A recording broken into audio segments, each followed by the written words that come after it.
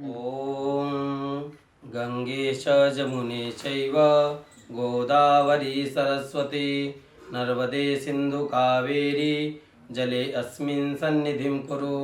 अयोध्या मथुरा माया काशी कांची अवंतिका पुरी द्वारावती चैव सप्तैश्च मोक्षदायिका।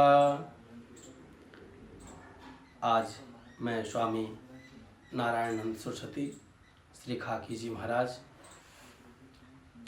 आप देवरिया के देवतुल्य जनता सहित मैं भारत के हिंदू वैदिक सनातन परंपरा को निर्वहन करने वाले भक्तगणों को, हमारे तरफ से हिंदू परंपरा को निर्वहन करने वाले सनातनियों को, हिंदुओं को सादर नमन।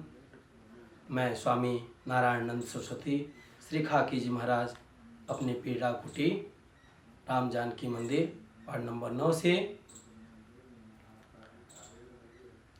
महाकुंभ की इस यात्रा में जो 12 साल में महाकुंभ का प्रवेश होता है, जो 4 जगह में कुंभ लगता है, जैसे कि तीर्थराज प्रयाग, इलाहाबाद, नासिक, हरिद्वार और उज्जैन में 2025 खिचड़ी 14 तारीख से महाकुंभ का प्रवेश, पहला शाही स्नान होगा। खाग चौगद्दी का कुंभ में 9 नंबर पुल पे खाग चौगद्दी का श्री खाकी बाबा के नाम से खालसा लगा हुआ है। हमारे धर्मावलंबी श्री दिरोह बाबा के नाम से, श्री पौहारी जी महाराज के नाम से अनेक धर्मावलंबियों विद्वानों द्वारा यहाँ खालसा शुरू किया गया है। आप देवरिया के गोरखपुर मंडल के देवतुल्य जनता को मैं सादर आमंत्रण करता हूँ कि आप लोग उपस्थित होके यहाँ प्रयागराज में आप लोग उपस्थित होके अपने खालसे में प्रवेश करें और महाकुंभ का पुण्य का भागी बने, महाकुंभ का आनंद लें। प्रयागराज में घूमने का महत्व है। जितना ही रज आपके शरीर में, रज माने धूल, जितना ही रज आपके शरीर में प्रशस्त होगा, शरीर में स्पर्श होगा, उतना ही आपका पाप क्षय होगा।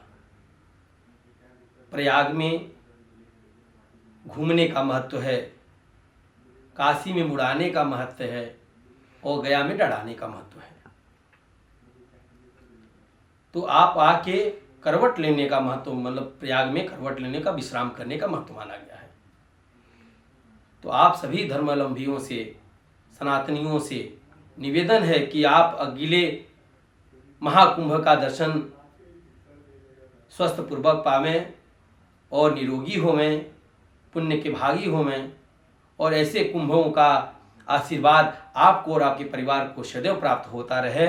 यह हमारी श्री ठाकुर जी से, माता गंगा से याचना रहेगी। और अपने साथ अन्न का दान अवश्य करें। तीर्थों में अन्न का बहुत महत्व माना गया है। साधु सेवा, एक से एक महातपस्वी जो कंदराओं में, जो तीर्थों में, जो अनेक तीर्थ में निवास करने वाले महासंत, योगी, सन्यासी, वैरागी, यहाँ तक शास्त्रों में कहा गया है